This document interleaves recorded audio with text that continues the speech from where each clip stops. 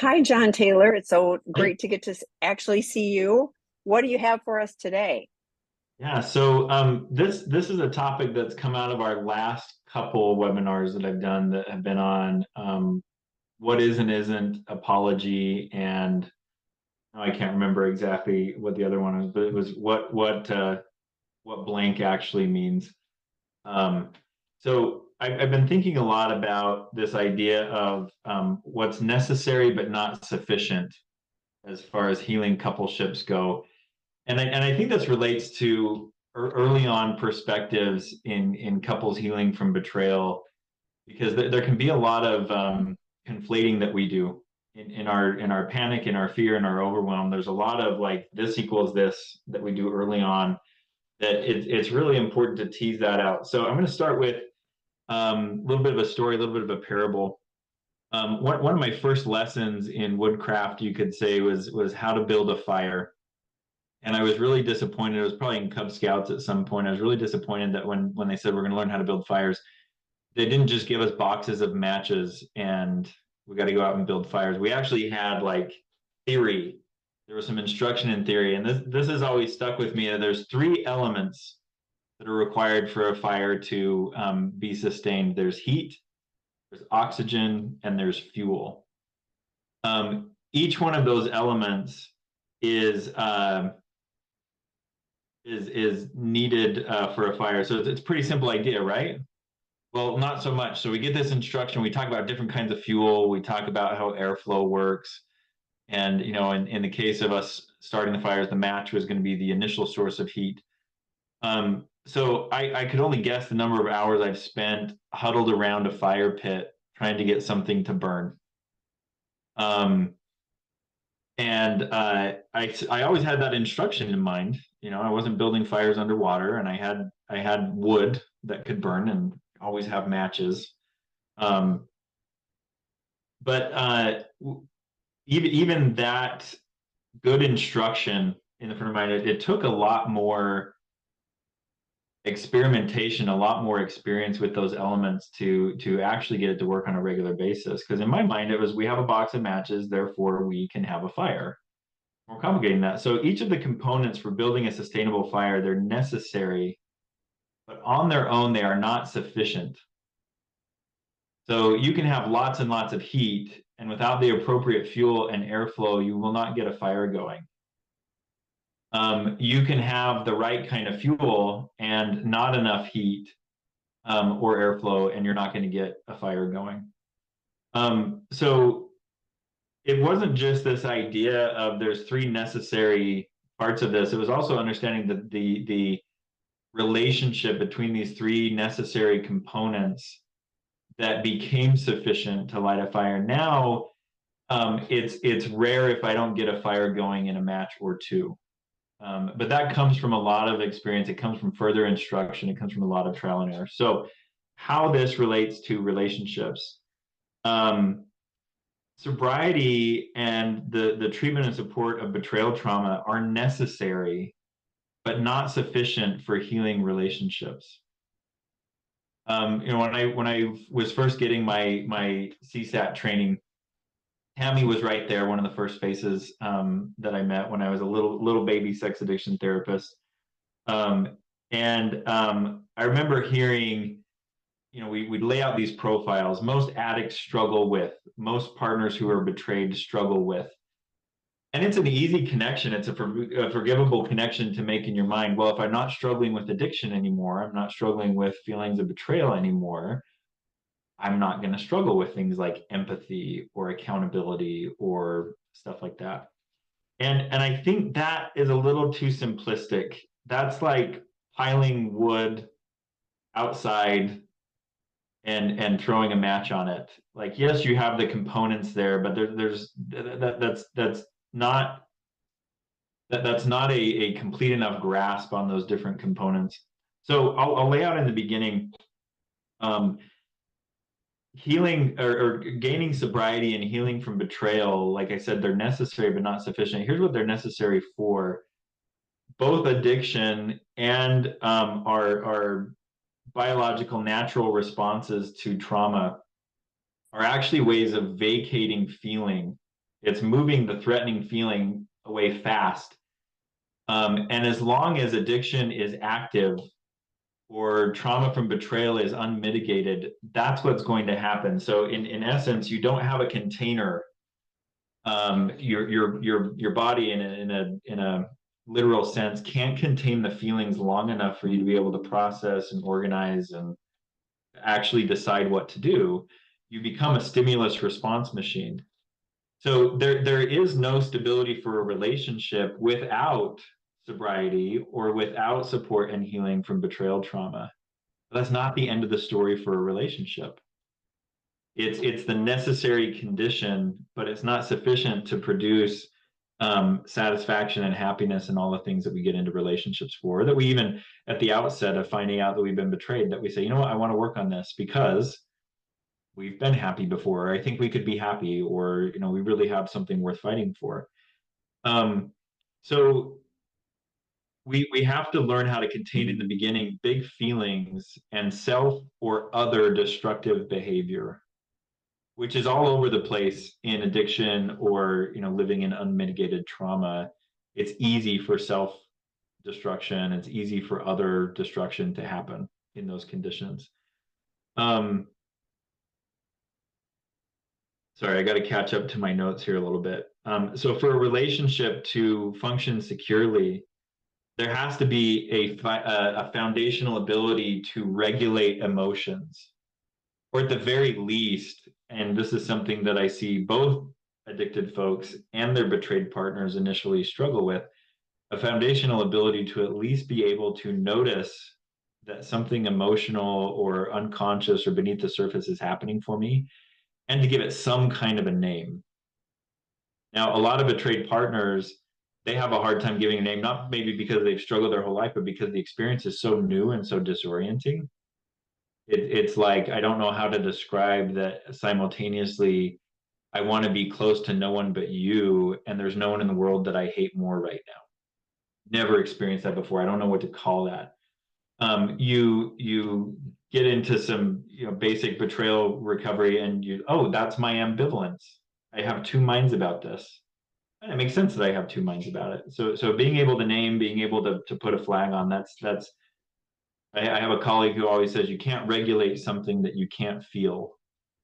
And part of feeling, I think, is being able to at least draw attention to or put words around our experience. So I guess my door's open. My dogs are in here now. Say hi to the dogs, everybody. Um, uh, so what we have to look at is there are things that are foundational to secure functioning and happiness in a relationship that, again, like I've been saying, sobriety and recovery from trauma alone will not bring to the forefront. And I would also go as far as say, should not be weighted. We should not wait until sobriety has been established or complete stability from the effects of trauma is established before we start working on this kind of stuff. And I'll make the case a little more for that as we go on. That's not me endorsing full-fledged couples therapy early in the process. But there are some aspects of supporting couples that I think really help early in the process. I'll talk about some of those. So the ability to collaborate effectively, I would say, is one of those things that, again, it's necessary but not sufficient for a relationship to function. And it's also something that I see a lot of couples wait too long, or they have the wrong idea about, once he's sober, collaboration is going to happen. He'll just have the ability, or to work in our relationship. Very rarely do I see couples who are good at collaborating. And as I take histories, it's very rare that I have someone come into my office who their history says, oh, they've been a good collaborator. It's breaking down in this relationship only. I don't think collaboration is something that we really prize in our very individualistic culture. Yet we prize relationships, but we don't prize the work that goes into them. So when it comes to collaboration, willingness and ability are not the same thing. So when there's betrayal trauma, I think that it can be perfectly acceptable to say to your partner who's struggling with sobriety, I would like to collaborate with you on this relationship, but I'm not willing to do that as long as you keep actively betraying me. That's a willingness to collaborate. That and willingness does not, like I said, it does not mean ability. So just because we're willing doesn't mean we know how to do it. And I'll often see couples get to that point where they've had the line of willingness. I'm not willing to do this under the conditions of dishonesty or abuse or uh, you know, loaded intent. And once that's gone, there's still this like we can't collaborate, and that's because it takes something more than willingness. You have to learn how to do that. You have to learn how to. And this is the next point here. Sharing power. You have to learn how to really share power with somebody. So I see a lot of couples who solve their conflict issues or preempt solving their conflict issues by moving into, well, we just agree to disagree, or we move into parallel play. I do my thing, you do your thing, and it's harmonious as long as we don't have to intersect. That may mitigate a lot of conflict up front, but it doesn't equip couples with an ongoing sharpening of that collaboration knife, where we get that by like, okay, we're running into each other. There's a problem here. Like, let's work it out. Let's figure out how to do this in a shared power kind of a way. Agreeing to disagree or parallel play is I guess you could say that it is a resolution, but it's not a relational resolution. It's an individually focused resolution. And then again, is not something that I see. Sharing power does not hit us like a bolt of lightning when we're sober or we're not reeling from trauma. You have to learn it. And I would go as far as to say with any of these skills or aspects of relationship, it's not just you have to learn it, period. You also have to learn how to do it with your specific partner, because every relationship constellation is so unique. So when I work with couples early on in betrayal, within the first couple of sessions, I'm gathering the history of betrayal and getting a lay of the land and stuff, but I'm also learning about attachment styles. And one of the first things that I teach couples about is this is your partner's attachment style. Bad news, good news. I don't know how you're going to see this. Attachment style is fixed. It doesn't really change radically over a lifetime. By that, I mean the place that you start from. I can see a lot of, and I've worked with a lot of fearful, avoidant people who behave very securely because they can accept, oh yeah, my first instinct is always fearful and avoidant.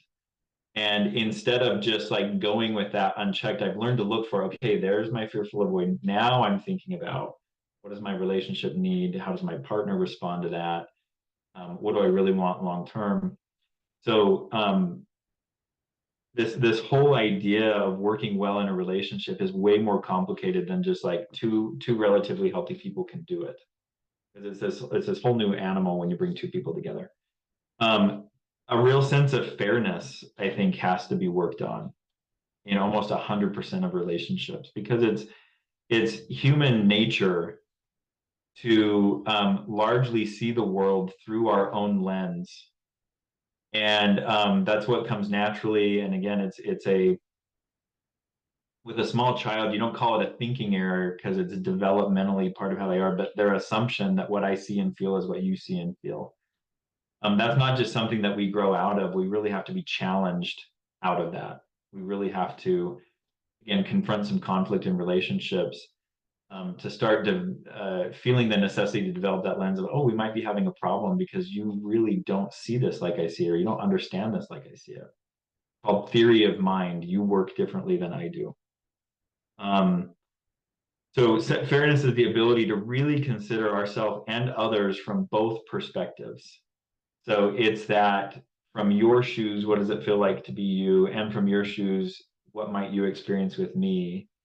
And then the opposite, from my shoes, how am I experiencing you and what does it feel like to be me? All four of those perspectives are necessary for fairness to happen. I would say some of the biggest like bolt of lightning to the brain moments for me in my relationship have been moments where whatever conflict it was we were having, it started to take the form of my mind as like, oh, this isn't fair. it's not fair what we're doing.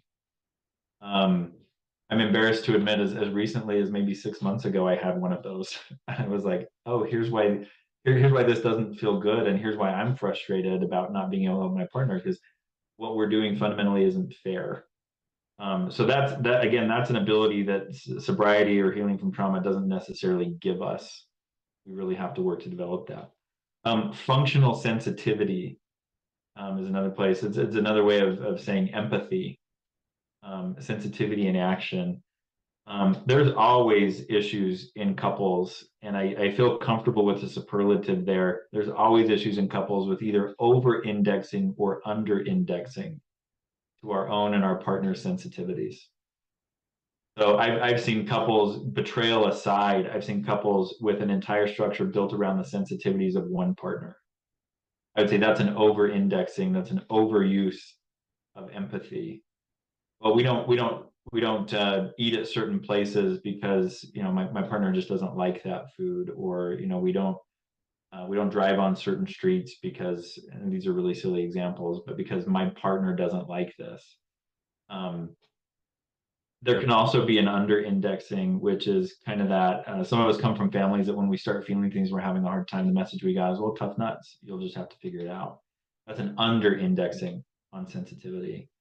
At the end of the day, in a bonded relationship that carries so much risk and takes so much resource to keep together, um, why would you want to be a part of a relationship that tells you tough nuts, or you're gonna have to figure that out on your own? Why would you want to be a part of a relationship that is largely about another and there's not room for you? So learning how to appropriately index on sensitivity, again, it's a learned skill.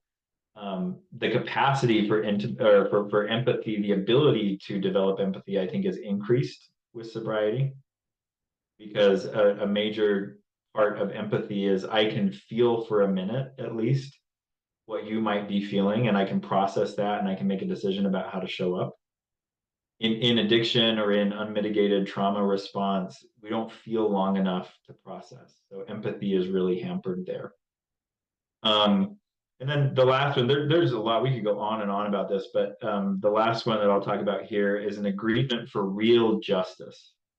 That's such an important part of a secure functioning relationship, because even with fairness as our ideal, even if we do a good job, like 90% of the time, we get fairness out of the gate.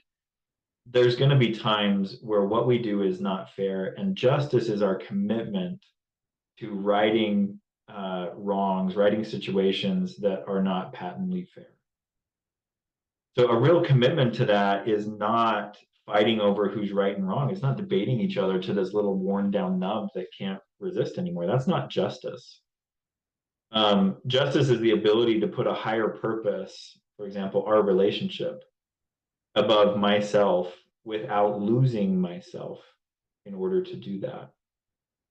So again, you can see there's complexity there. I think that's that's an outgrowth of emotional maturity. I can table, or I can set aside my own or my relationship's needs or wants or voice to get clear on the other. And then I can hold both of those components equally. I can hold both of those components, again, with fairness, with sensitivity. And our agreement for real justice is, and until it feels good for both of us, we're not done. Until we both feel safe, seen, heard, and valued, we're not done working this out. That's what justice says. So I want to give an example of how holding these abilities up, how that transforms us over time, and what that change looks like. A man I worked with a long time ago, he got sober really quick. He got honest really quick, and it was stable. But he could not bear any kind of confrontation with his spouse, and she the same. So they had this very, very unhappy but sober relationship. And even on his spouse's side of things, she had decent mitigation of trauma responses. They had this relationship for almost a decade that was so unhappy and so not functional, but he was sober and she was working her program. And it wasn't until they had a crisis with one of their kids that really it blew the family up. I won't give details because that would be identifying, but they had a crisis that blew the family up. And all of a sudden for him, he started having this feeling as he was looking at the aftershocks of this crisis, and he was looking at the current status of their relationship and their abilities. He started having this feeling, you know what? If this is what we're going to keep doing with each other, I can't do this marriage, especially not with what we have to do for this kid of ours. And it wasn't like all of a sudden this like clarity, this lightning bolt hit his brain. He's like, now I know what to do. But it was this little by little, he started putting not just requests, but he started putting things like that would make the relationship more fair on the table. Um, like he went to his spouse one day and he said, I've always put you off when you've been having big emotional responses and you've wanted to talk about things in my betrayal. I've always put you off and said when I'm ready. And he said, I'm done with that. I can see how that doesn't work for you. And so I want you to know that the day of, the moment of, I'm willing to talk about anything with you. And I'm ready and I'm willing to do that in a manner um, where I'm regulated. I'm not going to put it back on you. Now, he was signing a check at the time that he didn't quite have all the money in the bank account for, which wasn't necessarily a bad thing because then he came to me and he said, I made this promise to my spouse and I need to be able to belly up that bar. Here's what we need to work on. Um, so for the longest time, when he and his spouse would get into arguments, he'd say, but I'm sober. Why don't you trust me? And she would say, I've worked so much on my anger towards you. Like, why don't you want to be closer to me? And it was all this other stuff that sobriety and recovery from trauma was a necessary component in the healing, but it wasn't sufficient in giving them the abilities. It wasn't until they started to get into this like bottleneck and they started to feel the urgency, we've got to change, that they could notice, oh, we actually don't have everything on board we need to make a good relationship. We got to bring some resources on board. We've got to develop some abilities. Um, and like I said in the beginning, I think that's important to be aware of early on, that sobriety and stability are not the end goal. They're just the beginning. I've said to clients before after their like first year of really hard fought sobriety, I said, congratulations, your reward for that is you get to do really hard therapy work now. we get to develop empathy. We get to look at your sense of justice. We get to look at how others experience you and how you experience others. So that's necessary but not sufficient. I hope that there's some pieces in there that you can start to look at where you struggle in your relationship now. Maybe there's some areas that even if stability from trauma and sobriety continue to be issues, maybe there's some areas that can still be worked on that aren't under the umbrella of commitment. It's under the umbrella. I have a colleague, some of you may know Kevin Skinner and his work. He calls this the mode of couples therapy where we're just trying not to kill each other. Um, this is what these skills and abilities are, is these help you to build peace even if trust isn't there fully. And that's possible. And I would say that that's even necessary in healing from long-term trauma.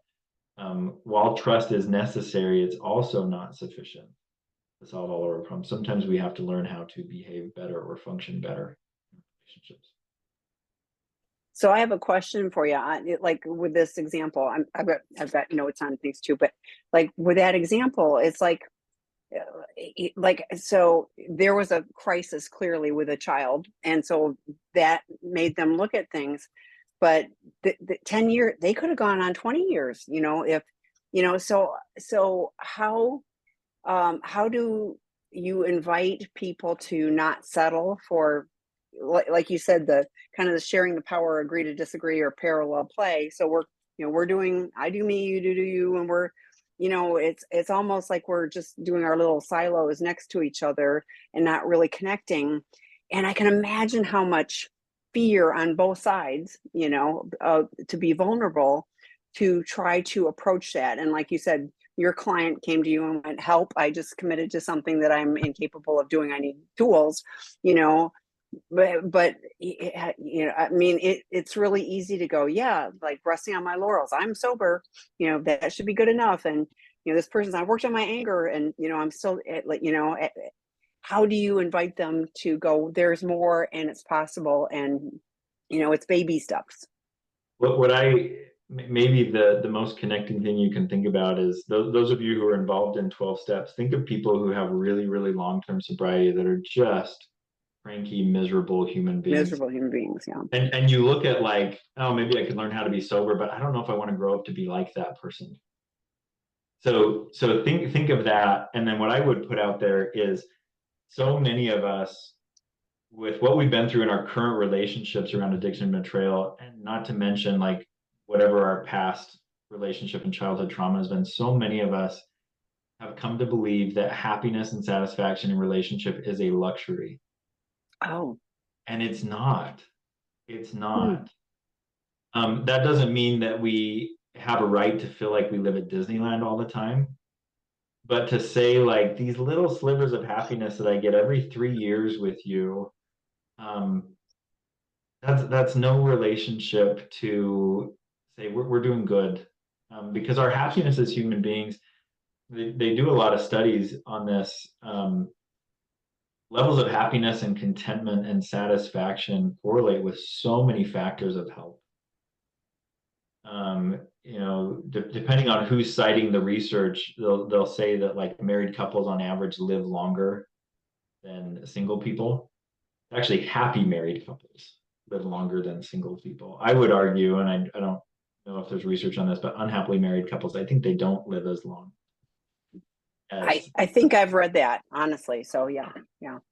So happiness is not a luxury, it's a necessity. And happiness is not something that you're just entitled for people to give to you. In a relationship, it's a co-constructed thing. So if I'm not happy, not only do I have to let you know and maybe even point to, hey, when you XYZ, it really, really hurts my happiness, my satisfaction, my safety. I also have to look at what I'm bringing to the table, not just for my own happiness, satisfaction, safety, but yours too. So I would love to see in the couples that I work with this conversation happen on a regular basis. Hey, how are you doing with us? Are you happy? And for that to be answered honestly and then followed up with, I want to know the same. How are you doing with us? Are you happy? And to have that be a conversation that's not loaded at all, no irony, no gotcha. It's I earnestly want to know because that elevated level of happiness, that elevated potential for happiness ought to be one of our main concerns together. If it's not, we have a nice business arrangement that maybe we can save some money on taxes and not have to parent by ourselves all the time. But I mean, that's pretty unsexy. That's pretty unexciting. Well, and not as supportive. I use the word joy because I think happy for me, this is just me, but happiness is more circumstantial and things like that. I can have joy regardless of, if not great things are happening in the world or in my world, I can still have joy. And I think for me, it's joy and gratitude in my relationship, and we express our gratitude for each other regularly, because I want my spouse to know how important he is to me, and it's not based on if he's checking off boxes of doing or whatever. It's I just genuinely value him, and that's key for me, and it also brings me joy regardless of. But I was thinking too when you were with this, I had the be curious, and I think it's helpful if I'm curious, and it also takes it out of the um, uh, concerned about what I'm not being defensive. I'm not trying to manipulate things. If I'm just curious, like you just said, are you happy? Like I'm asking a valid question about where are we. It's kind of like the report card on on things, and I think it's good to live an examined life and check in, to assume something. I mean, I'm an addict. I can assume, I assumed a lot of things were working for me when they weren't, so it's really important for me to to check in on that. Our mutual friend Dr. Ken Adams has talked about the prism, and I think so much I use that a lot because you and I can be looking at the exact same thing. And if we're looking through a prism, the view I have is a little different orientation than you do. And we're looking at the same thing. So that's another helpful thing that I remember is yeah, I don't necessarily see things as everyone else does. But again, if I'm curious, tell me about, your view, and we're looking at the same situation, but you have a different point of view. All good. And if we're looking at that, that also gives us ability to have a different lens, and there may be more opportunities for problem solving, so to speak, if we're looking at it from more than just, my head down looking at it view. One of my favorite and I think most effective tools I have in couples therapy is when I recognize that the complaints that both parties have are actually the same concern and the Oh, same interesting. need. And not just like, yeah, I think you stink too, but more like, yeah, I'm worried as well that I'm not important to you. Oh, I'm worried interesting. as well that you really don't like me and you're going to leave any minute. And I love that because it cuts through any static that comes from who's responsible for what, which don't get me wrong is important, but it sets up this like overall, okay, well, if we're carrying that load in our packs that we actually feel like my partner doesn't like me, like, is that the kind of relationship that we really want to have on the horizon? And I've seen couples struggling in the very earliest days of recovery, really, really helped by settling that whole like, well, do you like me? And it's like, well, yeah. Prior to finding out what happened, and with all this craziness going on, um, I I think I really, really like who you are. I don't have plans of leaving. We just have to make this tenable. It's not working right now. And that can put a lot of those fears to bed. And it's not the same as like, pinky swear to me that we'll always be together. No, it's again focusing on right now, we're not happy, we're not feeling secure. What can we do about that? Oh, maybe we could increase the sensitivity that when we fight and you get so scared and unreasonable, maybe I could increase my sensitivity to that and I could see that this is your fear that I'm going to turn around and walk out the door. And so even in the middle of a fight, I can say to you, hey, I'm not going anywhere. Well, I want to work this out. I'm sorry this is so difficult.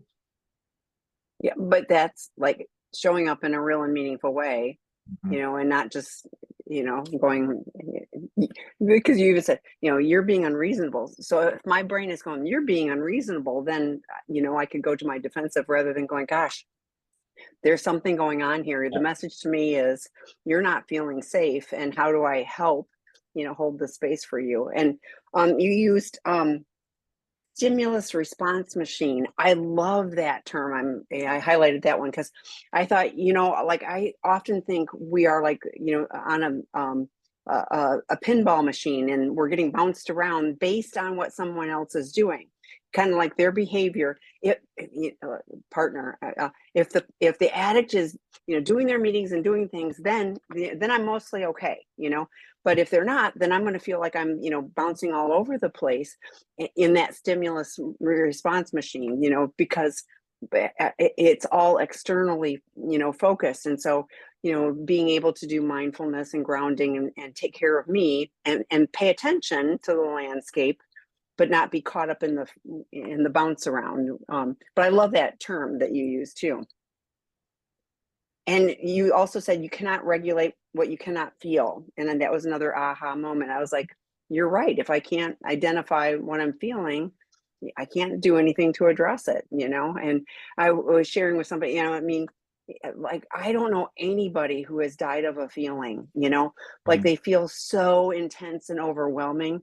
And I really don't, maybe there's some research on it, but if I'm feeling, whatever it is I'm feeling, I don't know anybody who has actually died of that. So they are survivable, and the choices I make to attend to that, can help me have the lifeline to get out of, the thick of it, but I can attend to it if I know what it is. And the other one, the ability to collaborate effectively, and I was thinking, I use Dr. Stan Tatkin's podcast, The We Do, Mhm. because it's in a healthy relationship. We are focused on the relationship. It's both of us, but we're focused on that.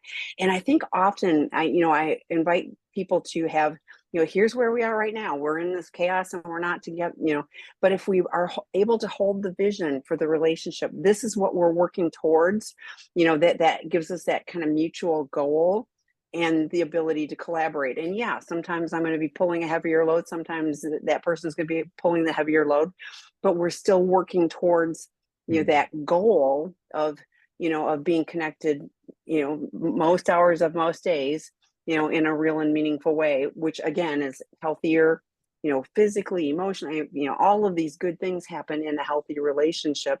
So it's even, you could even say it's selfish to want a healthy relationship because I want to be healthy, and so it's a good selfish. Yeah, I would say it needs to be.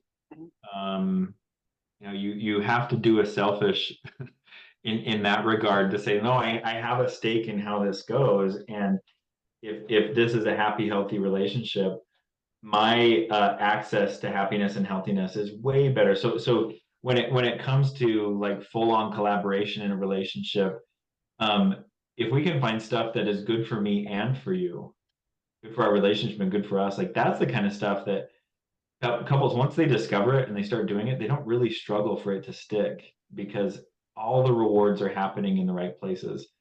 And it's oftentimes those artificial, um, the imbalance or the like, I can't see how being sensitive to my partner and transparent with my partner is good for me. That's where you'll see that perpetual struggle is, we haven't really made it both of ours. We haven't really put both of our stakes in this. Yeah. And I agree with you too that just, stopping the problematic behavior. I say this all the time. That's abstinence. That's just not doing what we weren't supposed to do in the first place. And so that does not magically make us into, really wonderful human beings with all the characteristics of, honesty and empathy and, all of the things that, we can work towards and recovery can bring. Um, Yeah. but but it doesn't, and I hear that on both sides that, like you were saying with that example, well, I stopped, acting out, I'm sober, shouldn't that be enough? Or partners thinking, well, that person has now stopped that, so why are they not showing up differently? So I love that you shared, like, okay, you're a year in, now you can start really, great job, you get a coin, and now you can start doing the deeper work. But I think it's really important to understand that recovery, well, life is a journey, so recovery just gives us the tools to do life on life's terms. And as long as we continue to, do the work, we can grow and learn and have better relationships. And it isn't just with our primary person, this is, with children and friends and, and other people too. We learn better skills, to connect with people. So questions, people, we would love some questions. There's there we've got some time, so about this or anything else, Jon would be happy to. Jon, I'm going to follow him. Jon would be happy to answer all your questions. It's what I'm here for. Exactly. The Q&A is always fun because this actually, most of my ideas for what to talk about here comes from the questions that I'm hearing, either really interesting individual ones or I start to notice Patterns. themes in what people are asking for. So it's one of those good for me, good for you when you ask questions. Yeah, well, and I refer many people, you've done the Mother Enmeshed Men webinar, you did a few of those, and I've referred a number of people to those, as well, because that is often a problem within a relationship, where there is enmeshment, parental enmeshment. And it's been interesting lately. I've seen it where it's both parents are overly focused, shall we say, and the attachments. And so, with a of age, so legally adult, child, but it's so difficult because, I can see, oh, we just, we want to help, and but the inability to individualize or individuate or whatever it is, so yeah, so I've referred more people to your resources, shall we say. We really appreciate it. We're seeing when you talk about both parents, I'm seeing more of that come into the door, that the issues just as much as with my father as with my mother. Yeah, and that's been interesting for me to see, because I wasn't seeing that pattern as much. It was, we talk often about mother enmeshed men, and we're not, and I always say, and I honestly have compassion for the moms too, because like they didn't come into it from a vacuum, Yeah.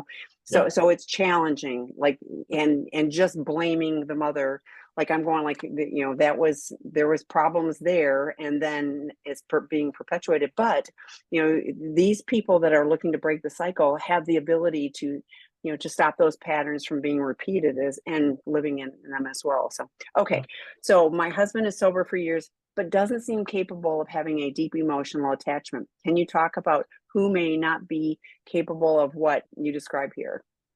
Yeah. So two thoughts there. One would be a lot of neurodivergent people will struggle with deep emotional attachment, sustained. Think autism, Asperger's, I think are old terms for that kind of stuff. So that would be one. If I were working with a client in that position, that would be something I would definitely be ruling out, or I'd be looking, is there an issue there? And then, according to Terry Real, if you're a man on any kind of mental health journey, you need to read Terry Real's book. I don't want to talk about it: The Hidden Legacy of Male Depression, because he'll talk about his whole thesis of that book is um, the way that men experience depression and ruptured relationships is they will often emerge with this allergy or this unwillingness to be vulnerable. And what ends up happening in their relationships is they can hold that line. Our culture totally sanctions like these John Wayne type men. But what happens is their partners have to contort to keep that vulnerability protected and not to challenge. Because the research is really, really clear. When you have a depressed man, or you have a depressed in a heterosexual relationship, you have a depressed woman who starts doing better, her male partner will actually decompensate, and you'll see a spike in addictive, Really? because the demand, the requirement for more Mm, vulnerability and emotional connection is on the table. And if he's not mm. aware of that and his struggle with that, he'll keep addictive defenses up. So that would be the other thing to look at there. It's not that depressed folks or even folks with developmental like autism or Asperger's, it's not that they're incapable. They'll come about it a different way, and it really has to be the right narrative there. So those are two things that I would want to rule out. Is he depressed? Is there some kind of pervasive developmental struggle with emotions in the first place? And can we get the right support? Because whether you want to do emotions or not, it does not feel good to live as a person in a relationship that requires deep, intimate connection. It doesn't feel good to live as the person who can't do that and who's on the outside of that. So that's where I would start there. And again, you can see there, sober for years, doesn't connect emotionally deep. It's a separate issue. I would say 100% of addicts need to work on that, but 100% of the reason why addicts struggle with that is not the addiction. It's something else that the addiction obscures. Terry Real talks a lot about that. The addictive defenses keep the feelings at bay, keeps the realizations at bay. And just because we're sober doesn't mean we automatically allow those feelings to come up and we know what to do with them.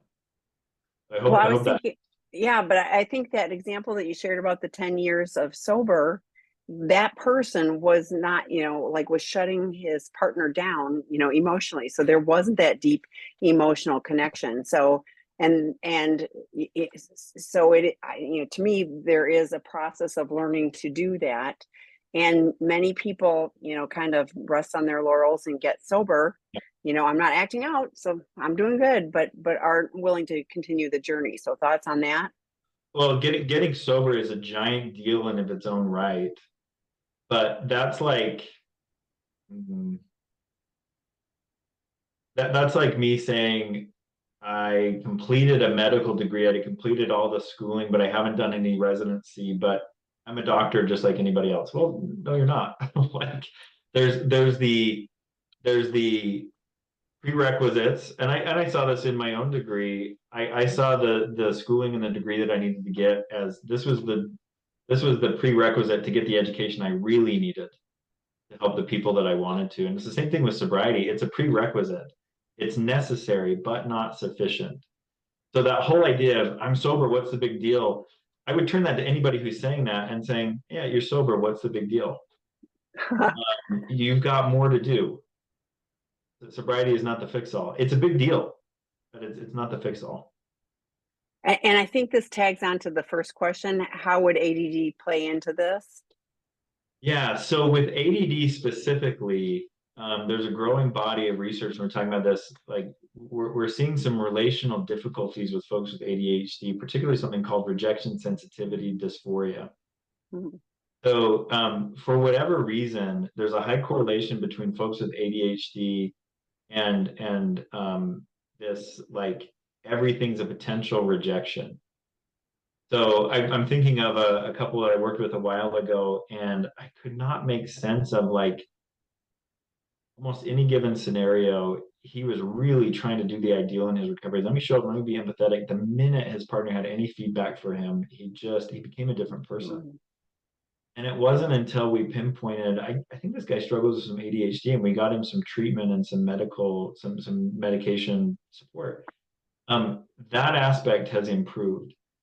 Whether it's ADD or attachment style or whatever, if you have a partner who struggles with that, there are some nuances that both of you have to learn about how this person navigates the world in relationships. You're not going to get the out of the box it works relationship. You really have to do a custom job. So again, like those nuances, I don't see them as an excuse.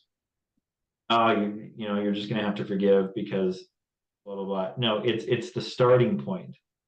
Oh, this is ADD. Okay, we've got to work on this, and this when it comes to showing up in a relationship because our standard way of getting you to do that isn't going to play well with your nervous system, which is really what a secure functioning relationship is all about. It's not fill in the blank, anybody can do this. It's no, we custom built this for the two of us. This is really concerned about our needs. I love that. I was like, this is not a pre-printed owner's manual. This is your owner's manual. So, okay.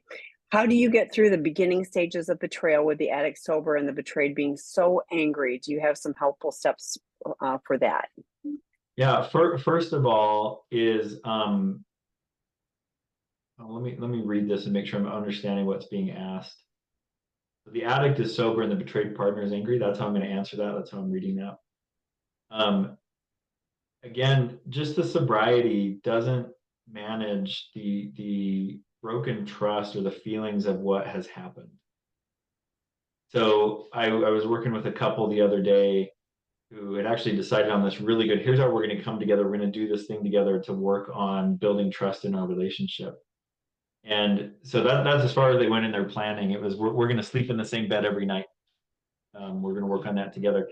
Their first night, they climb in bed together, and they just both get really agitated, really angry, and this fight started. So in my office, I put them on the couch. I usually have a couple sit in rolling chairs that face each other, but I put them on the couch and I said, let's pretend this is your bed and you just climbed in together. Pause a minute, talk to your partner about what's coming up in your body. Talk to your partner about what you perceive is coming up in their body. And um, they got at this whole, there was a whole history for her and for him that was playing out in the background of how they made this agreement and what they were going to do. Oh, And they didn't realize it. And it wasn't until they could start to talk, he had to get curious about her anger, and she had to do the same thing about him.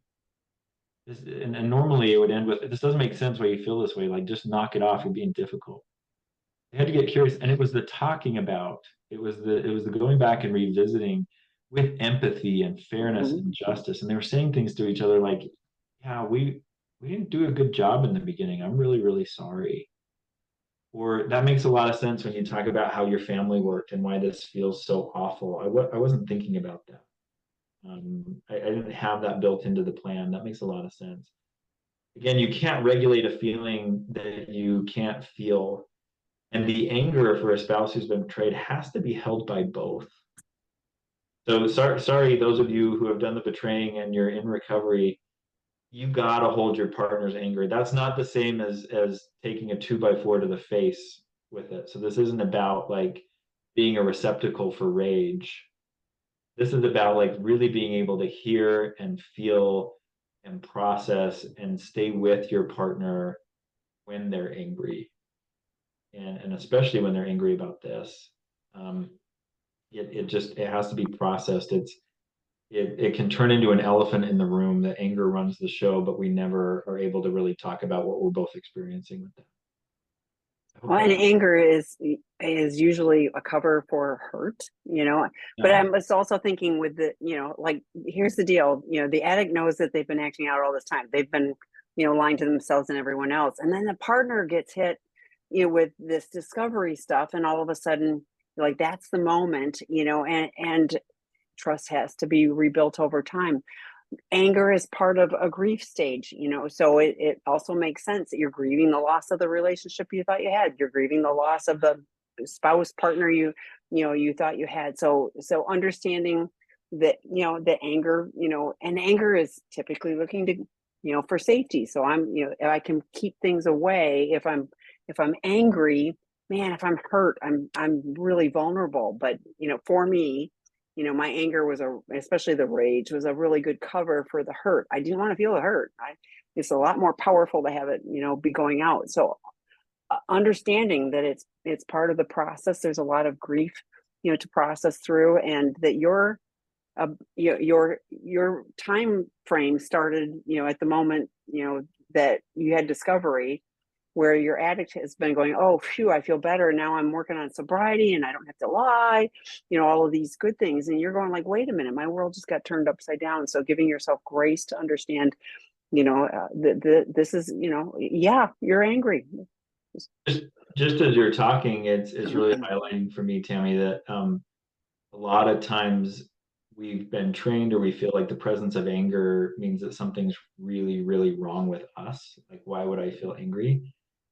For both an addict in recovery and a partner, you really have to reconfigure your relationship with anger. It can't be something that now we try to shut down and get away from, because it's such a natural response to this. It's even an adaptive response to this. So, to try to stifle or move anger out of the way without actually dealing with it is like, I don't know, trying to stay full of the nutrition that you need without planning on visiting the bathroom afterward. Like, it's just part of Yeah, the process. yeah, You yeah, really have to square yourself to like, there's this part of it that we may not like, it may not be pretty, but it's part of the natural process here. So to your point, let's look at why the anger is here, what purpose is it serving, and let's let it let it teach us. yeah, yeah, yeah. And just, accept that this is part of, unfortunately, the reality in the moment. I think it's also a catch because women, we are told it is not nice to be angry. And so, Yeah. so going, yeah, I get to, It's I have yeah. anger. It's not nice, and you don't have to be nice all the time. Mm-mm, Not mm-mm, functional. no. Thank you so much, John. It was great to see you. Thanks for the Yeah, great you questions, too. everyone. There's lots of drop-in groups and webinars, and we'll see you again next time. Bye. Thank you. Bye.